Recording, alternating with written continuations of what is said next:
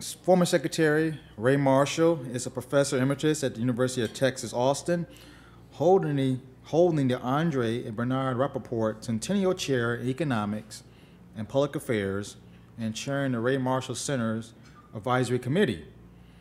He's previously served as the United States Secretary of Labor during the Carter administration. Among the many accomplishments during Mr. Marshall's tenure are expansions of public service employment and job training programs, the movement of the Mine Safety and Health Administration to the Department of Labor, strengthening the Occupational Safety and Health Administration and pension protections, and consolidation of the federal equal employment opportunity programs under the Federal Contract Compliance Program Office. He taught at the University of Mississippi. My parents migrated from Mississippi to Wisconsin back in the 60s and 70s. Louisiana State University, University of Texas, Austin. He holds a bachelor's degree in economics and business administration, a master's degree from LSU, Louisiana State University, and a PhD in economics from the University of California, Berkeley. He was also a Fulbright Scholar and a Wortham Fellow at Harvard University. He's authored more than 30 books and monograms and has served on a number of task forces and commissions. He was a founding member of the Economic Policy Institute, served on the Clinton administration's National Skills Standards Board, the Advisory Commission on Labor Diplomacy, chaired the Commission of Skills on the American Workforce, and chaired the National Center of Education and Economy. An outstanding background, very esteemed, and it gives me great honor and privilege to have Ray Marshall come and address us. Thank you. Thank you. Well, thank you. I am very pleased to be here with you. I think this hotel, Driscoll, in Austin is a great place for you to hold your conference. You know, if you do a lot of speaking like I do, you go to some pretty unusual places that are not always good for conferences. I've frequently reminded of Mark Twain's comment about Virginia City. He said, "You won't believe all that goes on in Virginia City." Said they had gambling, and they had whiskey, and they had women. And I decided pretty early that this was no place for a Presbyterian. So I did not long remain one. But I think Austin is a great place for you to come and hold your meeting. And this hotel is historic. If these walls could talk, you could hear a lot about Texas history right here. Some years ago, they were going to tear it down, and my wife was part of a group that saved it. You know, they said they ought not to, or promoted the saving of it. I also have strong admiration for your organization, NAGLO. And I note from your history that it was formed about the same time as the Labor Department. The Labor Department was 1913, and you were organized in, the Department of Labor was 1913, you were 1914.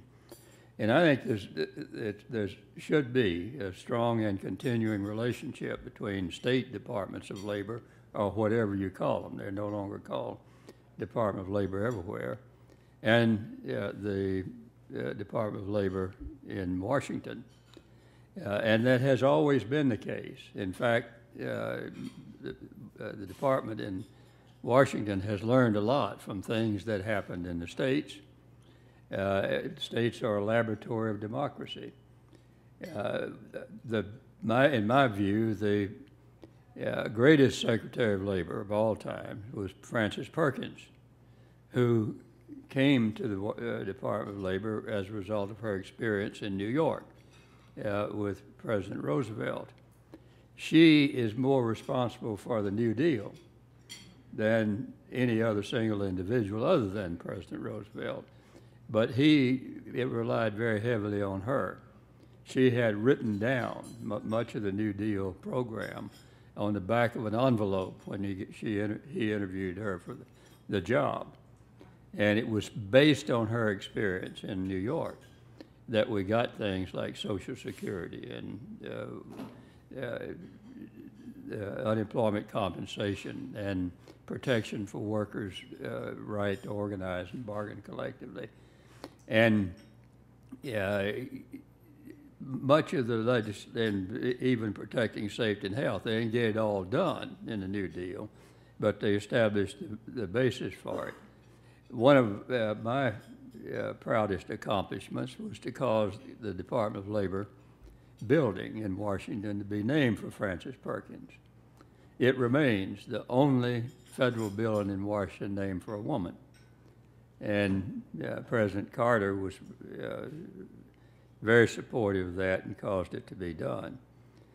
I note that you also have a very good agenda here. You just finished talking about apprenticeship, which I strongly support. In fact, long before I was ever Secretary of Labor, I was chairman of the Federal Committee on Apprenticeship to promote apprenticeship, and I've done a lot of work on that and remain convinced that it is the very best way to acquire skills and to strengthen the skilled trades generally. And I think we ought to do it more. We ought to expand it beyond where we are now. It also is more compatible with what we know about learning than almost anything else we do. We know that you learn by doing, and you learn when you're ready, and you learn when you're highly motivated to learn. And the apprentice program gives all of those things, and at the end of it gives you a certificate that will help you for the rest of your life. I think one of the things we ought to do with apprenticeship is what they do in Germany, which is a place where it relies much more heavily on apprenticeship than we do, is to make it open-ended. That is, when you go into apprenticeship, if you serve it, and then you want to be an engineer or an architect or whatever, you go right into that program and are ready for it. In fact, in Germany and Switzerland, Denmark, if you have served an apprenticeship first, you get preferred treatment as an engineer, as those engineers who've served apprenticeship. And it builds on Frank Lloyd Wright's belief that unless you had served an apprenticeship, you couldn't be an architect. Because how would you know, if you weren't a craftsman, how to use the materials? So that I think is good, and I notice that you've been concerned about strengthening the efficiency of Labor Department programs and worker protections, and I think that's terribly important too. From my mind, we spend far too much wasted time talking about the size of government and not enough talking about the efficiency and competence and role of government, and we got a lot of work to do there, and I noticed that you all paying attention to that. I paid a lot of attention to it when I was Secretary of Labor. As one short example, it became very clear to me that we were never going to solve the safety and health problem of workers doing it the way we were doing it, through inspections and regulations. I asked the head of OSHA, how do you protect the safety and health of workers, inspections and regulations? I said, well, what's the size of that problem? He said, 7 million firms. And I said, well, how many inspectors do you have? He said, 1,000. I said, well, they must be awfully fast. You know, if you cover 7 million firms. Now, let me ask you the really important question. Suppose I got you enough inspectors to deal with the problem the way you're doing it. Would that solve the problem? He says, what do you mean? I said, could you inspect a place today and somebody get killed there tomorrow? He says, yeah, it's happened. Not the next day, but week. And on my watch, the West Virginia cooling tower disaster happened after the OSHA people had been there. So I said, listen to what you're telling me. if you take your very best shot with the strategy you've got, the worst thing that can happen to a worker happens soon after that. And you can't even give me any assurance that you can reduce the probability that they would get killed or injured or get exposed to carcinogens. So we need a new strategy. So what we started was the New Directions program. You need to give people in the workplace the power and knowledge to solve their own problems, and then use your enforcement resources to really go after the hard cases. And you make the assumption, and I made that assumption, and it always turned out to be true, that the people on the job knew more about how to protect their work than anybody else and how to improve their safety and health than anybody else. And if you gave them the tools to do it, they would do it. One big indication of that, unfortunately, we didn't follow up on what we started, and we didn't create labor management, safety, and health committees. If we had survived, I plan to do that in workplaces. We had, during the 1980s, refinery explosions here in Texas. One of the people who got killed in that explosion came out and called his wife and said, "This place is getting ready to blow," and went back in, and the place blew up. And it was not having a good strategy. That one was because they were using contractors, and the lawyers told the companies not to train the contractors in safety and health. Well, that's a flawed strategy. And unfortunately, too many of our enforcement programs are like that, and we need to pay a lot of attention to it because, as you know better than anybody, we now have massive non-compliance with labor laws in the United States, and that's not good. We need to figure out a much better way to do that, and I'm glad you all are paying some attention to that, and I wish you good luck with it. You also have been talking about strategies, which I think is terribly important. You're not going to enforce anything without a strategy of enforcement. My strategy of enforcement was get the people on the job to do it the best they can, and then use your resources to go after the people who really are incorrigible or unwilling to do it. You need OSHA in the first place because in a market system, a profit-maximizing employer will shift the cost of accidents and health exposures to the public and to workers. You need to internalize it to the people who can deal with the problem. And you're talking about using voluntary, and I firmly believe in that, as you need to induce as much self-regulation as you can. But what I have also learned is that voluntary programs work a whole lot better if there's enforcement as backup. It's like Dr. Johnson said, there's nothing like the threat of a hanging in a fortnight to concentrate your thoughts wondrously. And if there's no threat of a hanging, you're not likely to be able to, the voluntary programs are not likely to work as well. And we got all kinds of examples of that I could cite in the anti-discrimination area. We got AT&T to sign a consent decree to discontinue discriminating against women and to make them whole partly because they knew if they didn't do that, we were going to get litigation. It was going to cost them a lot, and they were going to lose. And therefore, they were quite willing to do that. Now, let me give you a quick overview. What I'd like to do is to respond to questions you might have.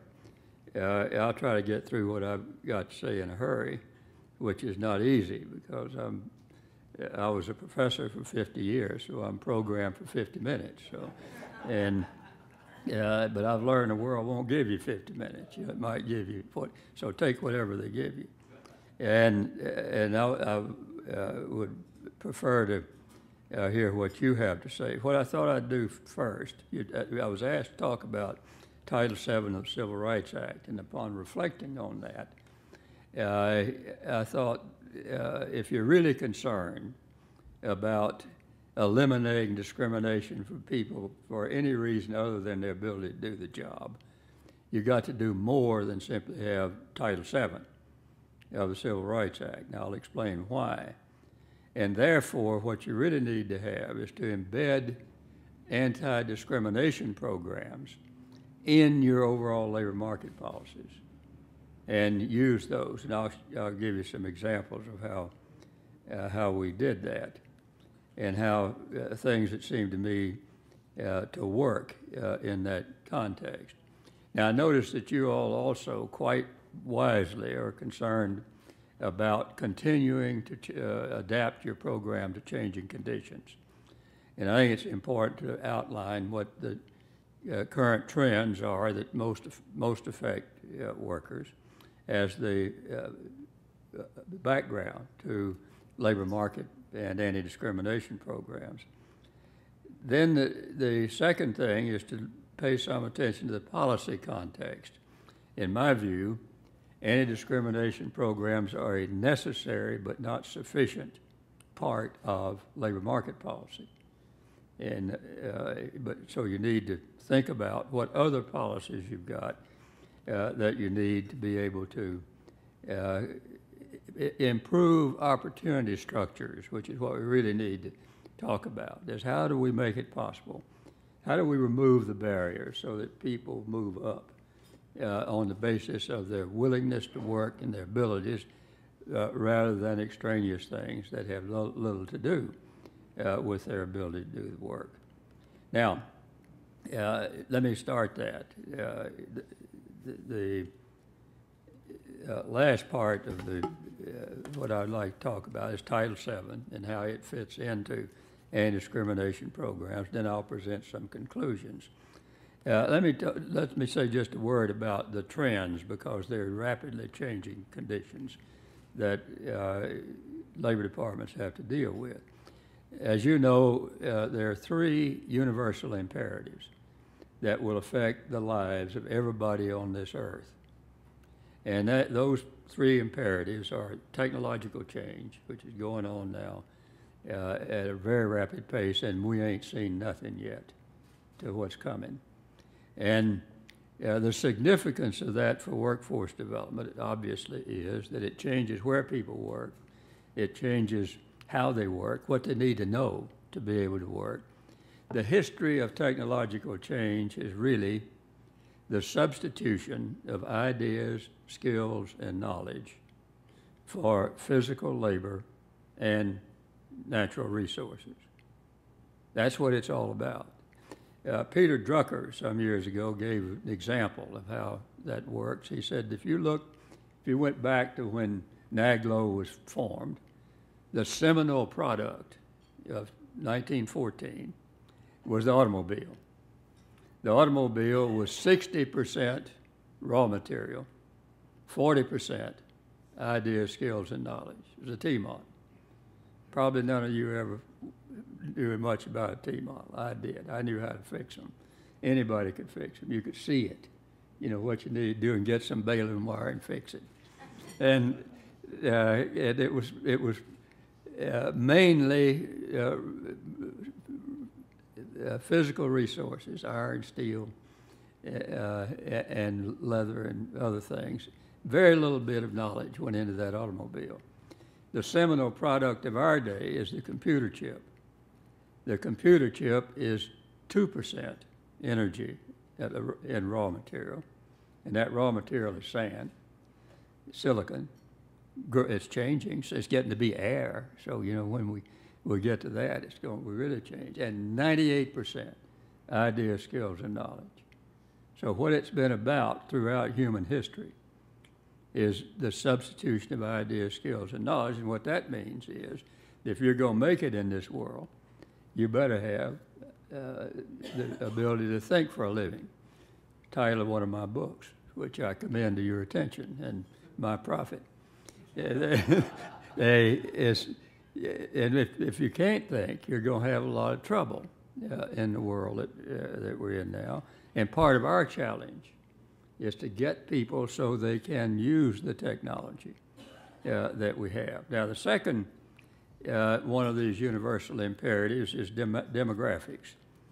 And this is in many ways the most predictable, but it slips up on you because it takes a while for it to have its total impact.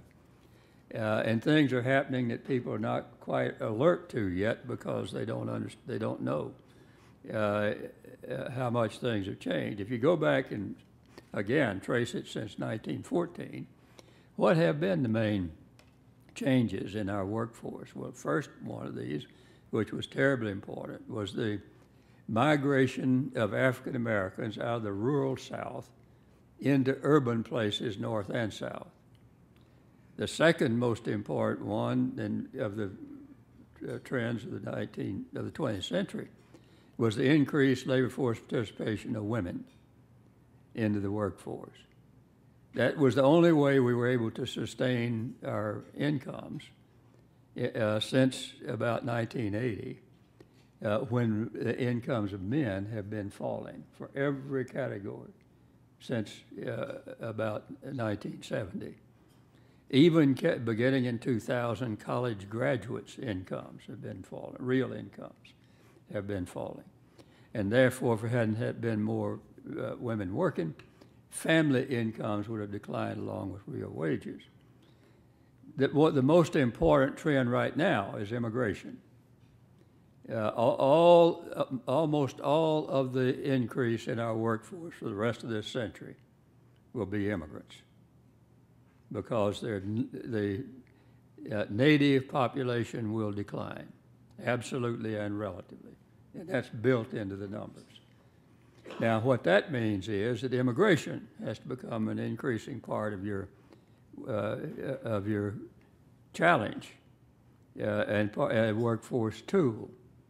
And we're paying too little attention to it, and we got a broken system, having trouble fixing it. But it will have a lot to say about our ability to function in the future, and the workforce growth in the future. The third one of these universal imperatives is globalization, global competition, and that's come on us in a hurry since about 2000. Been happening for a long time. Product markets were being globalized up until then. But around 2000, a group of things happened that greatly globalized labor markets. The labor market, as a result of the entry of China, India, and the former Soviet bloc countries, doubled the size of the global labor market to about 3 billion people. Now, what does that mean? It means two things. One is that American workers now have to compete directly and indirectly with foreign workers who are as well educated or better, have skills, and work for a fraction of what American workers would. What will happen is that wages will converge. Real challenge for all of us is, how will it happen? Will our wages move towards Mexican wages, or will their wages, which are about 20% of ours, or will our wages move up? Best strategy would be for everybody to move up, but theirs to move faster. And that's where you get the convergence. It won't just happen. If you leave it up to the market alone, without labor market policies, we will go to their level, because that's a low-wage outcome, and that's what we're doing. And that's one of the reasons our wages have been declining. And that's a loser. Now, what globalization therefore does for everybody is you have to make a choice. How are you going to deal with this world? You've only got two choices. You've got some combination of them, but you only have two. And that is that you can either work harder by using wages and let your wages fall to the global level, or you can work smarter. You can concentrate on productivity and quality, human resource development, and value added, which is productivity and quality. Most people and most countries and most companies that have been successful have rejected the low-wage strategy and adopted the value-added strategy, because they could see in every country, most industrialized country, including Canada, that the low-wage strategy is a loser. There are always places with lower wages. China is now having trouble with Vietnam and other low-wage places in the world. So we're not going to win that one, and you wouldn't want to win it. The other option is the one that countries pursue, because what the low-wage option implies is what we're getting: lower and much more unequal wages. And once they see that you get growing inequality of wage and income, people who look to the future get worried. Your standard of living, your democratic institutions cannot sustain growing inequality of wealth and income. It will be hard to solve any of our economic problems if we do that. Now, so what they do is to say that diversity is a growing reality. The virtue of diversity is that you have greater creativity. And that's the main way you're going to compete, is do things the low-wage places can't do. Diverse places are much more creative than homogeneous places. Rely on that and develop a strategy. Now, what we have not done in the United States is even develop a strategy. As we let the market do it. We sold this bill of goods in the 80s that the market would solve all problems. That's how we got the Great Recession, is that kind of thinking. And we got the Great Depression because they thought like that in the 1920s. Nothing new about the idea to leave everything up to the market. It's been wrong every time it's ever been tried. Now, a new thing that's happened as a result of one of the most recent changes in the policy framework is that countries and people are becoming a lot more concerned about broadly shared prosperity of the kind we had between the end of World War II and up until the 1980s. Because that is much more sustainable than growing inequality. So when countries, the most successful countries around the world, say that their basic strategy is to maintain relatively full employment without inflation and broadly shared prosperity. All those things. If you just get growth, that's not enough. You know, a lot of people talk about, well, we ought to have growth, but if the growth is unequally shared, it will not stop the growing inequality. Now, the question then becomes, how do you do that? Yes, how do you have full employment? The first place, you ought to make it a strategy. Full employment has been neglected, but it's very important. Why? Because we lose a lot. The most perishable commodity in the world is the labor of a human being. You know, if we hadn't captured all of those things during the New Deal, that labor in bridges and schools and tunnels and charts that I found my way around the Pacific Ocean, 2 aircraft carriers were all made by PWA and WPA.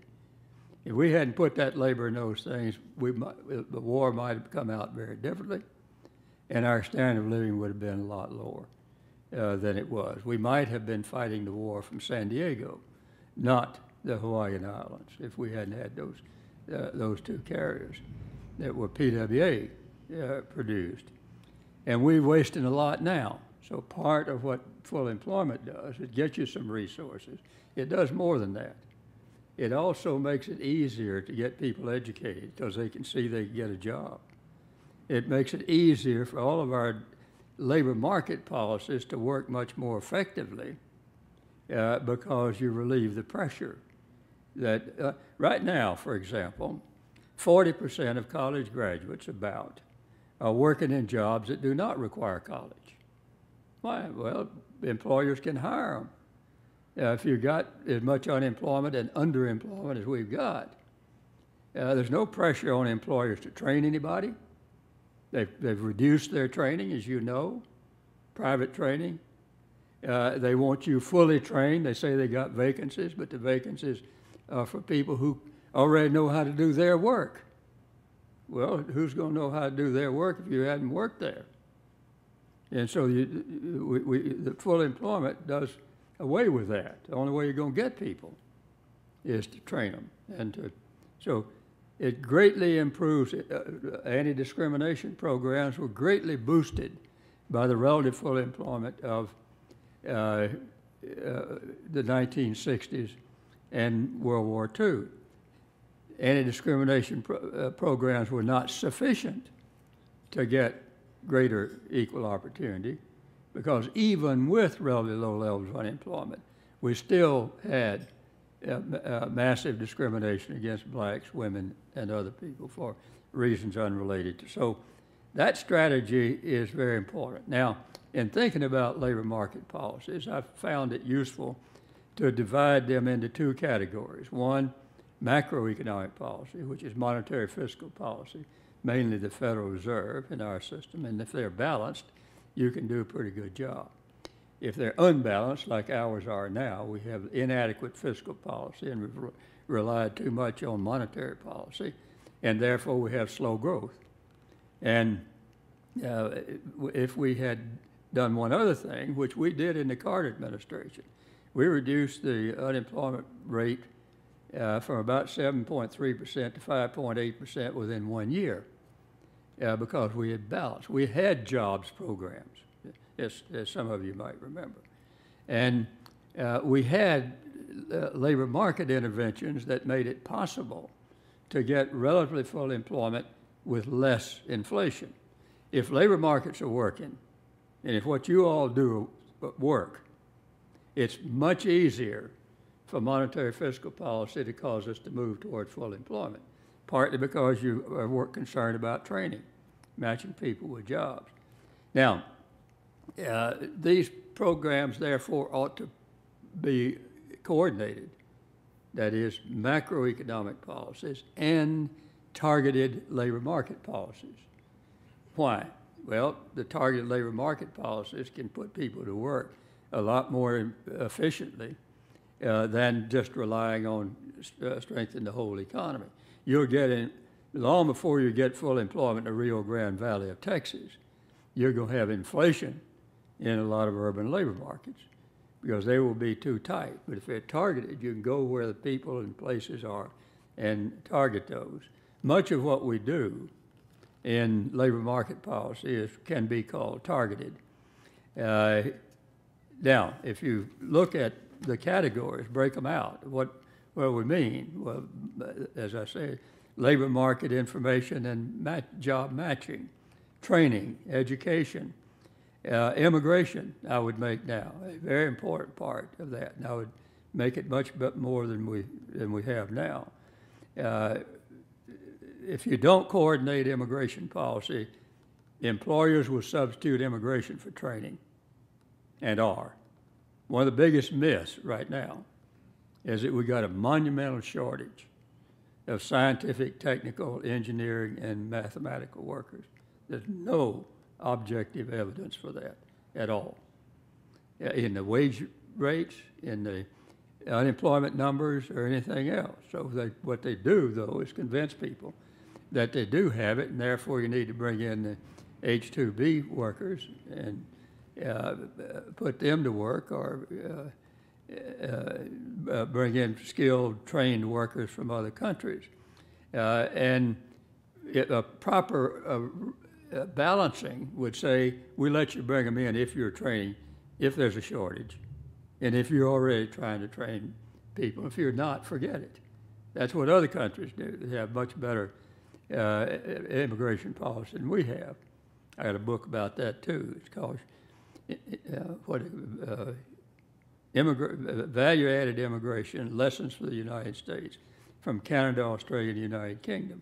And that's exactly what they do, and they have much better balance. We need to have labor protections of all the kind that we're responsible for. And we need job creation. I would have much larger public service employment program than we currently have. There are a lot of unemployed people who could be put to work doing useful things that won't get done by the private sector. If you don't do it, that's a management problem, not a real problem in being able to get it done. And you also need income supports. You need to have social supports as well as unemployment compensation, which is one of the most important automatic stabilizers to help macro policies work a lot better. And I would add worker participation and representation. I think American workers ought to have much easier time organizing and bargaining collectively than they do. And the reason I believe that is I don't think we're going to have effective policy at any level unless workers' voices are represented in the policy making. And they're not represented in the policy making. They're not in this administration. The Secretary of Labor is not as intimately involved in economic policy as they should be, as he should be, in order to cause those policies to be a lot better. And part of the reason for that is that workers themselves can't give the Secretary of Labor enough support. I had a lot of support because 25% of the workers were organized, and therefore I could speak with greater authority than the Secretary of Labor can now. Then finally, as I mentioned, I would have anti-discrimination programs as a very important part. Let me say some things about that before I talk about Title VII. One thing that's very important, I've noticed this in doing this work and reading the court cases, you need to be very careful about what you mean by discrimination. The Supreme Court frequently speaks of prejudice, bias, and as an interchangeable term with discrimination. That's wrong. Discrimination is an action. Bias is an attitude. One of the big debates in the civil rights movement up until we got Title VII and other legislation, that people would frequently say, well, we got to educate people and change their opinions. That gets it backwards. You change people's opinions by changing their behavior, much more than in reverse. As Jackie Robinson said, I don't care what you think about me, just let me play ball. Once Jackie played ball, nobody could ever again argue that a black man could not play ball. So the way we changed our attitudes is a part of our reason for discriminating is that we got status assumptions that are wrong. And once you change that, you overcome that. Now, the other thing is that discrimination takes several forms. One that is most useful for our purpose is that specific overt acts of discrimination which can be proved in a court of law before a commission. That was important, but it was nowhere near as important as institutional discrimination, which is pervasive in the society. That's the reason that once you lower the barriers through anti-discrimination legislation, you need to do something else in order to be sure that change actually takes place. Nobody ever put this better than Lyndon Johnson when he, and everybody agrees that without Lyndon Johnson, we would not have the Civil Rights Act or Title VII. And he said in his Howard University speech, says, you do not take a person who for years has been hobbled by chains and liberate him, bring him to the starting line of the race, and then say, you're free to compete with all the others and still believe that you've been completely fair. There's not enough, that is not enough just to open the gates to opportunity. All of our citizens must have the ability to walk through those gates. This is the next, as after the Civil Rights Act, this is the next and more profound stage in the battle of civil rights. We seek not great freedom and opportunity. We seek not just legal equity, but human ability, not just equality, but a right, not just a theory, but equality as a fact and equality as a result. Now, as a result of that, you got the whole fight about affirmative action and whether affirmative action was needed. And one of the limitations of the Civil Rights Act of 1964 is that it had the right to deal with had the ability to deal with the specific overt acts of discrimination, but did not have the ability to get at the patterns, the institutionalized discrimination. Nobody had to commit an overt act to keep a lot of black students from going into occupations they didn't think they could get into. We had that. One of my projects here at the University of Texas was the apprenticeship outreach program, where we got blacks into the apprenticeship program. 1960, minorities were about 2% of apprentices. Today, they're about as well represented in the apprenticeship programs as they are in any skilled workforce. And it didn't, what they found was, didn't do any good just to say it was illegal to discriminate if there's nobody there to take the job. So what we did was, or take the position, the apprenticeship outreach program, which Ernie Green from one of the Little Rock Nine ran, went out and got people, and the people who were qualified, we formed a bridge between the building trades and the apprenticeable trades and the programs. And it was a better outcome for everybody. And we got some real change. Alexis Herman, who worked for our center, had the Minority Women's Employment Project. She did the same thing with women. It didn't do any good to say that it was illegal to discriminate against women. If women couldn't go and didn't know about the jobs, didn't know what was required to do it, and weren't assured that they would be able to get the jobs when they went there. Now, that doesn't mean that law is useless. It's not. It's very important. It's necessary. We had a big debate, of course, among economists about, is the law necessary? Milton Friedman and some of the neoclassical economists said, no, the market will solve the problem. But why will it solve the problem? But Milton said capitalism and the market, industrialization. Why will it solve the problem? It will solve the problem because any economist worth his salt could tell you discrimination is wasteful. It creates inefficiency in the use of your human resources and in the development of your human resources. It's bad economics. It's bad policy. Now, a profit-maximizing employer will see that and therefore not do it. So you don't need a law. My response to Milton and his colleagues was, it's sure taking its time, isn't it? If it will destroy it. Either we don't have a competitive market, which is true, or it doesn't work very well. Why doesn't it work well? It doesn't work very well because if you've got social pressures, discrimination is a social problem. It's not just an economic problem.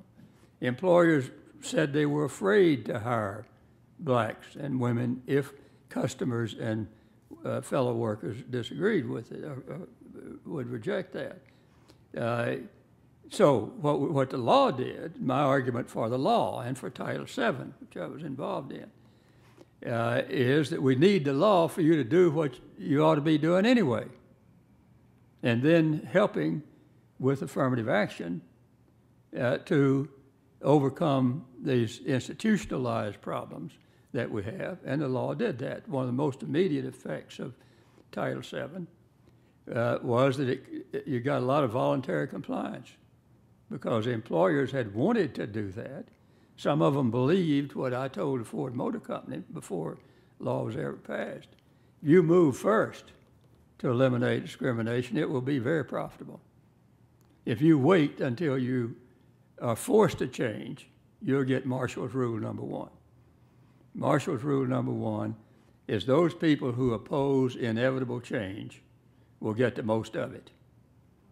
If they make you change, then it's not going, you can't adapt that to your requirements at all.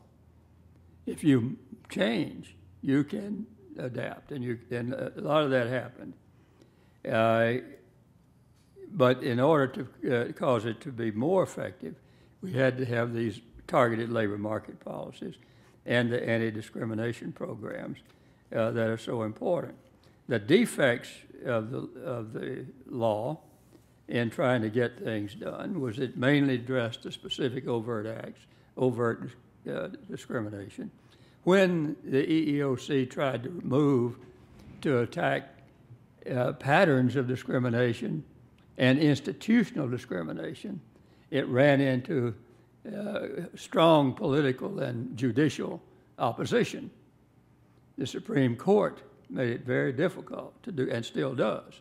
That's still an unsettled issue in the Supreme Court, is how much you can use class action, disparate impact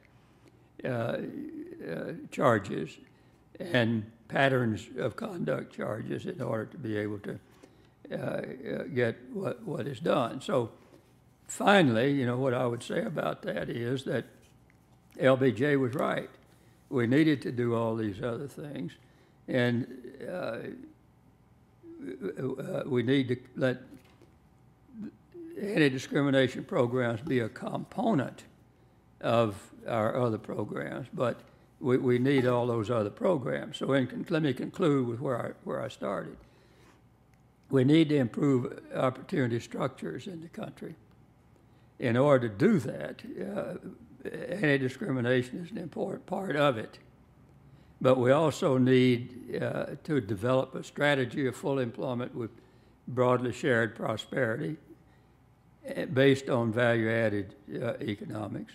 We need to better coordinate at the national level all of these programs. The Secretary of Labor has to have very sharp elbows to see that that gets done, because a natural tendency of the macroeconomists is to freeze labor people out, because they don't, not because of any belief that what we're doing is wrong. They say they support that, but they believe it's unnecessary, because if you do what they do, then the problems will be solved, and they won't be.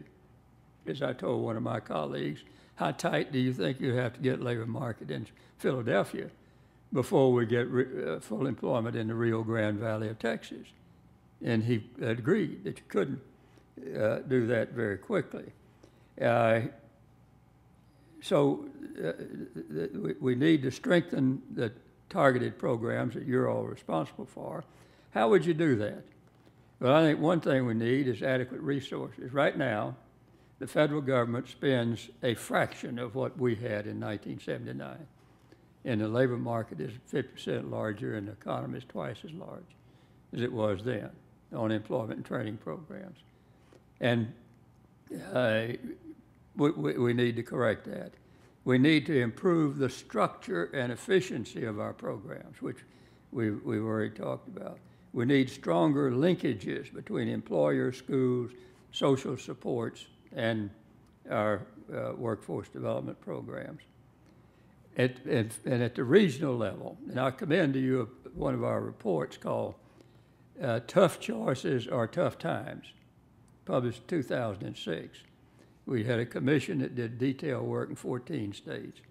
One of the main recommendations of that commission is that we establish regional development authorities. They didn't call it that, that's what I call it, which would combine economic development, education, including the community colleges, the workforce development, regular workforce development programs, social supports like child care and early education and care, unemployment compensation, all those things combined, that should have oversight and planning for the region, and it should be a labor market. And that authority should have bonding authority, which would give it continuity. Because as you know right now, a lot of planning is how do you get federal money, not what are we going to do to improve the conditions of people. And that we ought to change that and have real planning and real oversight and really concentrate on what we need to do to improve people in a local labor market. We also need to do whatever we can to make it possible for our schools to do a much better job than they're doing now. School reform, which we've had a lot of experience with. If we were concerned about school equity, which we ought to be, then what we would do is to create a program where most resources were directed to where they're most needed. You direct the best teachers and most resources to educationally disadvantaged kids. Now it's just the opposite. Those kids get less than more affluent kids. And as long as that's going on, we're going to get growing inequality in wealth and income. We're not going to get equal education opportunity, and therefore we're not going to get equal employment opportunity. The second thing, part of that, therefore, would be student-weighted budgeting. That is, allocate the money to the schools on the basis of the needs of the students. They're doing that in places like Seattle, and we're doing it in some Canadian provinces, and we're trying to do some of that in places like Houston here, but we're not doing it enough. The main way to get educational equity is abolish the local property tax as the main support for schools.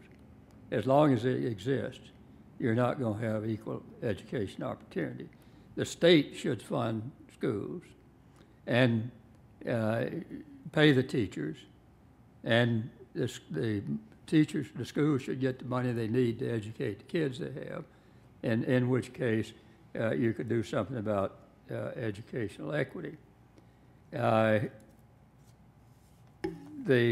conclusion that I come to from all this is where I started, and that is we still need the anti-discrimination programs. We need to strengthen them, continue to try to improve them, but we need to understand that, as Lyndon Johnson said, that won't be enough.